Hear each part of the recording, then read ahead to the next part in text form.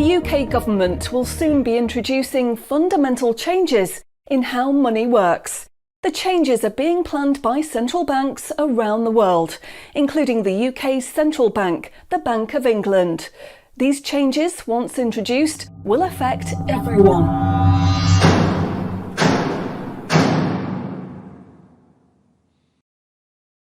So, what are these changes really about?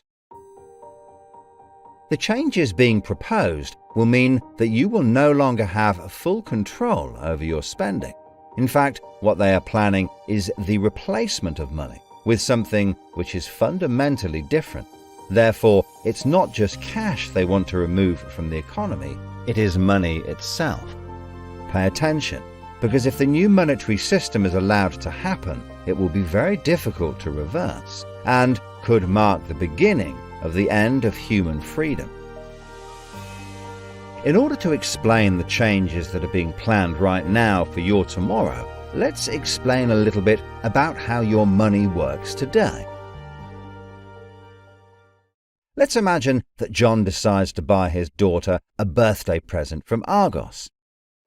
He chooses the product he wants, then pays £50 using his debit card.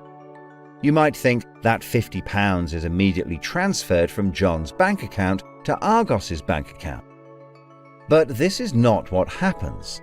A record is created showing that John's bank owes Argos's bank £50, and John's account will even show that the money has left his account, but the actual transfer of funds does not occur at the time of purchase. John's £50 purchase is one of about 50 million UK transactions that occur every day, and although in each case the account may show that the money has been transferred, the actual movement of funds between the banks only occurs once every day. Every 24 hours, all the payments made to and from each of the UK's 300 plus registered banks are added up to determine how much each bank owes the others. The Bank of England, which is the central bank that all other banks in the system are connected with, derives the total amount that each bank owes and is owed for that day. The Bank of England then intermediates and exchanges funds between all the other banks. So the Bank of England does not know anything about John or the £50 he spent on his daughter. John's money is just a tiny part of a huge transfer of funds. This means that the only organisation that can see what John does with his money is his own bank.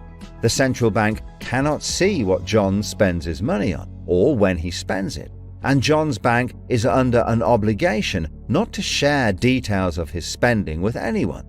This means that, rightly, there is a good degree of anonymity and privacy over what John decides to spend his money on.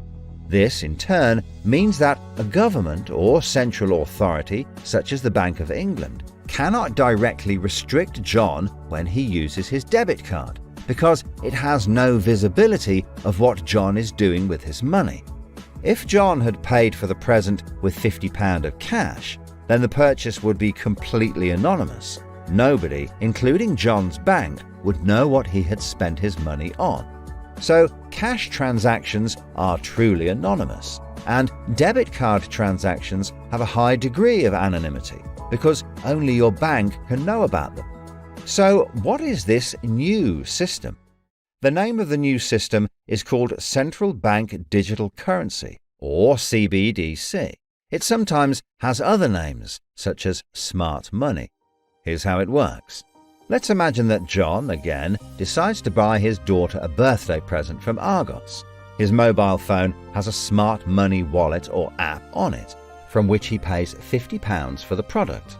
The app communicates directly with the central bank, the Bank of England, and the money is transferred from his digital wallet to Argos's digital wallet in less than a second. The transfer of funds occurs at the time of purchase, and the transaction is recorded and approved by a centralized computer system on a centralized blockchain. A blockchain is a special computer program that records information very reliably and cannot be amended. The centralized computer system runs continuously and can deal with hundreds of transactions per second as they occur throughout the entire economy, processing all of the public's purchases being made by millions of digital wallets. This sounds fantastic and is so much quicker and simpler than the old system. But there is a fundamental difference, which is that all transactions are centralized in real time as they happen. In other words, one system will be able to know about every single digital transaction in the economy as the transactions occur. This is the critical difference with the new digital monetary system that everyone needs to be aware of. All transactions are centralized in real time as they happen. The people who are planning this new system have made it clear that it would be useful, in their eyes, to use artificial intelligence algorithms in real time to block certain public transactions for a range of different reasons. So, what does this mean for John? Let's just say there is another lockdown and the government want to stop the public moving about the country. With this new system, they could introduce a simple change. That would mean John's wallet would only work if he was located within a certain distance of his own home. Argos is 2 miles from John's house, and he decides to go and buy his daughter a birthday present. He attempts to pay £50 for the product with the app. The app communicates directly with the Bank of England's computer system, and the system rejects John's payment before it is made, because the system knows that John is 2 miles from his own home, and John's wallet has been limited to spending within just 1 mile. John cannot now buy anything unless he moves closer to his own home. His money is now useless if he wants to go anywhere. Why doesn't John just use cash? That would be a good solution for John as long as cash is still in use.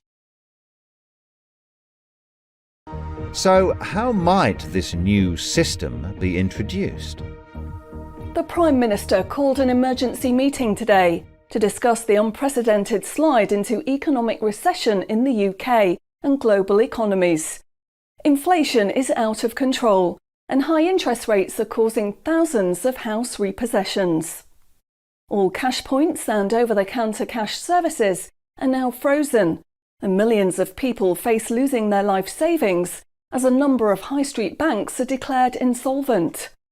The government and the Bank of England are accelerating the introduction of a new central bank digital currency, which all bank customers in the UK will be able to receive in exchange for their existing money, which in many cases is now unobtainable from their bank accounts. The government say that the new digital money will help the economy recover from recession and will be used to bail out public and corporate money currently held in millions of bank accounts by banks that are at the point of collapse.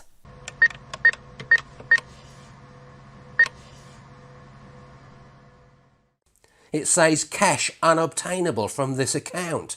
It's frozen our money. Bleeding hell, John. How much have we got in the house? We've only got £120, and when that's gone, nothing. I don't believe it. The bank's frozen our money. We've got £25,000 in that account and no way of getting it back. Download your central bank CBDC wallet app today and get bonus digital pounds free. If you exchange your existing bank funds into your digital currency wallet now, you will receive free digital pounds for each account you exchange. You can then spend from your digital wallet by using your phone app, exactly like a debit card. Download the free app now from the UK government website or the App Store. John, we need to download the digital wallet thing. See if we can transfer it in. We've got no other option, love. Wow, it's transferred and it's given us some bonus money. I can't believe it. How do you know it's worked? It's worked, love. Everyone's using this money now. Right, I'm off down Tesco to try it out. Sorted. Recent figures show that the public's use of cash has halved in the last 12 months.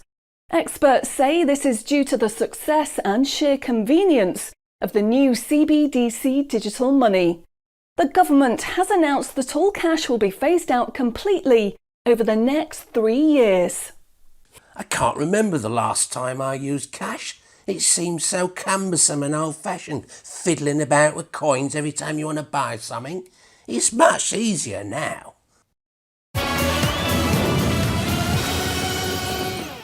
Have you seen the remote control, love? Look what I found. Remember these? What are you going to do with that? Well, I don't know. Look, why don't we keep it? I'll put it in a picture frame. My name's Charlie. Recent data from the annual Climate Change Conference has revealed that only a drastic reduction in fossil fuel use will help protect against climate change. The government has announced limits on petrol and diesel use for all individuals in the UK, which will be enforced using smart money. Each wallet will be limited to a purchase of 15 litres per week, after which the wallet will be prevented from making any further purchases in that week. Ah, bollocks. Growing concerns over obesity and bad health will be tackled using the Smart Money Network. The government proposes to limit the total number of sugary foods that each digital wallet can purchase in any given month. What?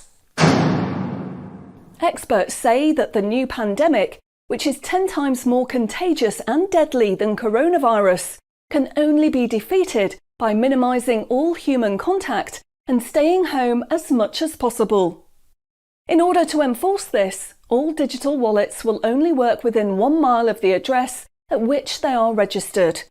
Shopping times will be staggered so that you can only make purchases for a 2-hour period each day.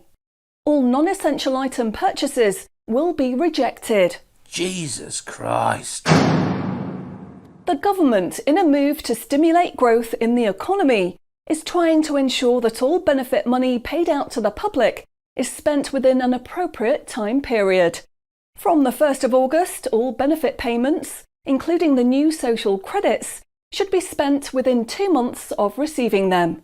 Benefit money will expire and be of no use if it is not spent within the 2-month period. Blimey, they're putting a shelf life on money. Vaccination uptake for the latest pandemic is now at 95%. Anyone who has not been vaccinated will have restrictions placed on their wallets. For the 5% unvaccinated, spending will only be allowed at certain times and within 1 mile of home. Certain goods, such as alcohol, travel tickets and restaurant purchases, will not be available for those who have not been vaccinated, and their digital wallets will not work outside of the UK. Wow. Concerns are growing over people who grow and supply their own food outside of government-approved companies. The government will be restricting the purchase of all seeds and other farming products for anyone that is not a registered farmer. What are they doing that for? The government is trying to reduce the amount of red meat people eat in their diet for environmental and health reasons. Digital wallets will only be allowed to purchase 8 ounces of red meat per week. How much is 8 ounces? In order to protect the environment, the government is introducing limitations on the amount each wallet will be able to spend on the following products: aerosol cans, single-use plastics, coal, meat, chocolate, fish and coffee. What about fags? In a move to encourage good behaviour, the government is awarding digital currency direct to your wallet if you report on anyone breaking lockdown rules or report on individuals expressing extremist views. Anyone deemed to be expressing extremist views may in turn have restrictions placed on their wallets. What's that mean, extremist views? If you give up your cash, you will give up freedom for yourself, and you will give up the freedom of generations to come. It's not the convenience of the new money that is important. What is important is the fact that centralized administration of smart money could be used to control every aspect of your life. Say yes to keeping cash and say no to centrally controlled smart money. What they are going to propose is not money, it is a social control system. Please spread this message.